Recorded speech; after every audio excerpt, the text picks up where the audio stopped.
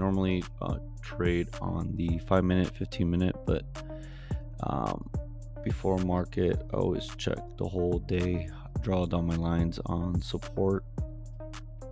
My support lines on here, as you can see, we bounced right off 24,709. It looks like we're starting to push back up. There's some consolidation in this area right here, but we're moving up.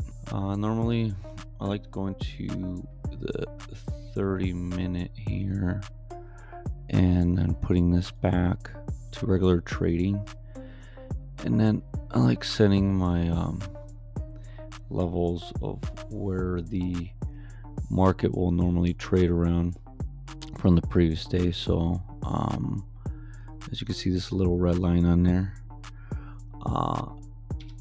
How do I get that red line? Well, up here it's called fixed range volume profile. If you click on that and you do it on the 30-minute, go to the 6:30 in the morning and then click to 1 o'clock, and voila, it goes on there. These are the settings for that, for FRVP.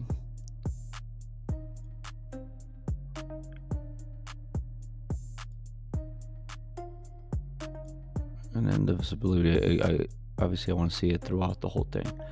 But my overall on here is I trade on the 5, 15, and sometimes I'll look at the 1 and 2-minute, but normally I do not trade on the 1 and 2. I used to a long time ago, but in futures I was getting faded out and stopped out the majority of the time.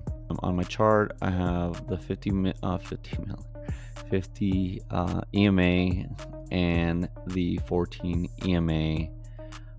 These are some of the things that I also have. I have the Lux Algo, which is free, smart money concepts, and we could take a look at that.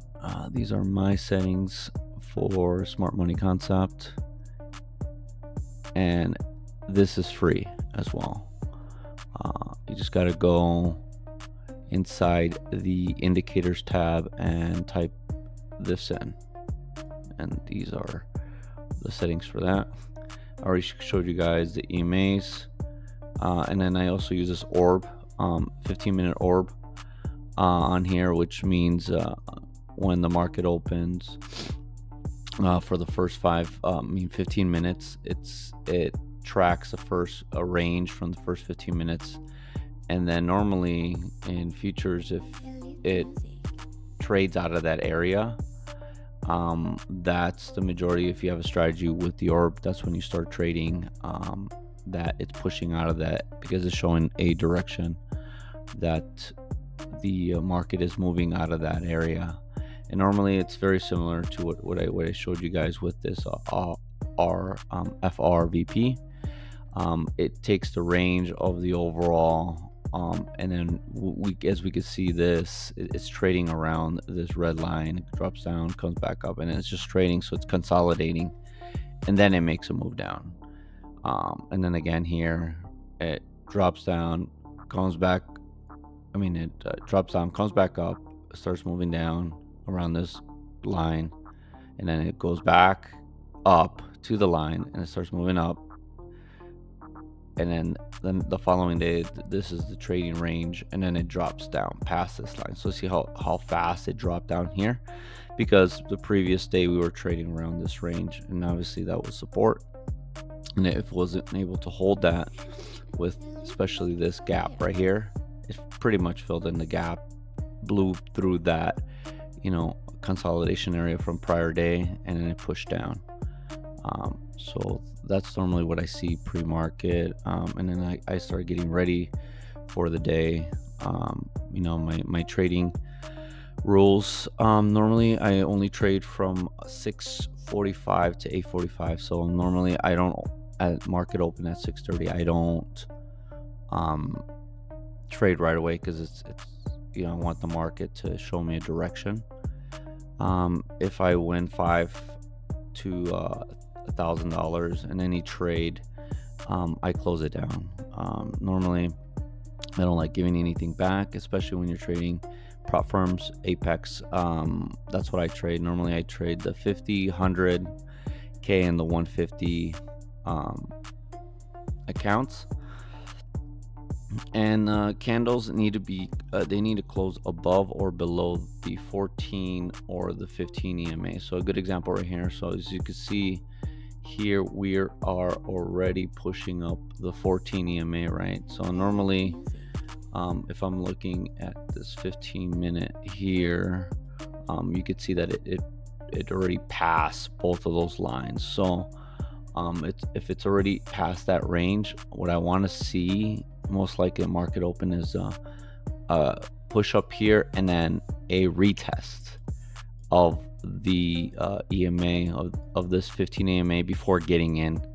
Normally, if you go to the 5-minute, you'll see a lot of consolidation and coming back as pushed up. So you can see here pushed up, and then it came down to retest that the 14 EMA, and then it pushed up back to this level, and then it pushed back down to the EMA. So now it's pushing up on the 5-minute, but normally it does it 2 or 3 times before pushing up, and on the 5-minute you can see it's above, so I know this is for sure bullish. But on the 15, it still has it just pushed up, first candle close, but what I want to see is the second 15-minute candle close above this 50 EMA before taking a trade up on here. So this looks very, very bullish. The next thing is you need to form a bottom wick. So sometimes if it pushes too fast, as you can see here, there's no bottom wick here, right? It pushed up and then the next candle open, and guess what? I want to see, when there's no bottom wick here like that and a big push up, I want to see a retest. So it comes back down, which it did, and then it came back up and it pushed up here, all the way up here, came down here, and then it opened up. So that shows that the direction of the overall market, it's moving up. When there is, in this situation, there's no bottom wick on here. Not always you're going to get it. Here you saw this big wick here. It kind of only retraced 40-50% of it, and then it started pushing up, but then it said, you know what, let's try it again. It came up here, you could see that it did it again. So it's not always going to do it on the next 15 or 5-minute candle. You may need to wait 20-30 minutes. As you can see here on the 15-minute, this is what, 15, 30, 45. You had to wait 45 minutes before the market came back up here and started pushing back up. So the key on that's a good example that you need to be patient in the overall market, because if you are not patient, you're going to get steamrolled. You're going to fall in the traps. Like here, you think it's going to start pushing back down, and then guess what? It pushed back up, and you got caught in that trap, and that's how most traders lose money. So patience on there. So when you're entering, a good example is like where do you place your stop loss? So on here, came back down here. So if I was going to enter the trade right here, right, my stop loss on this 15-minute time frame would be under this 50 EMA. Okay, here's a 50 EMA. Okay, so I would place, let's say, I would want it to come back down here, maybe retest this 25.72, and then get in, because normally I don't want to have a big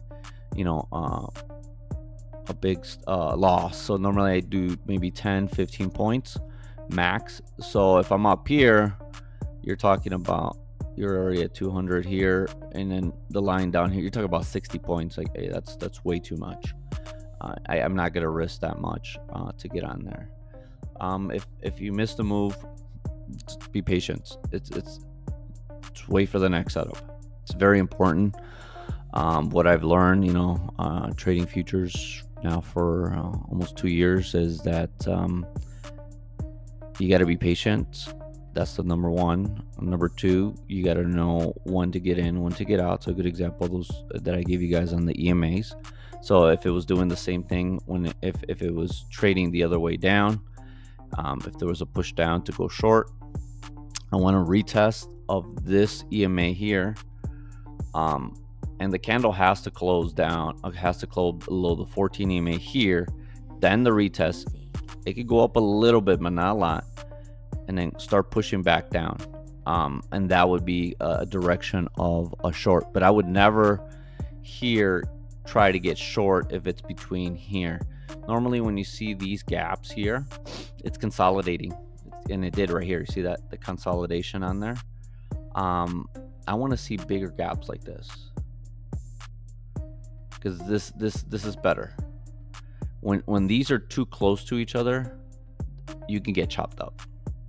Happened to me multiple times, especially on the 5 minute and in the 15 minute. And you can see it kind of right here. You see this?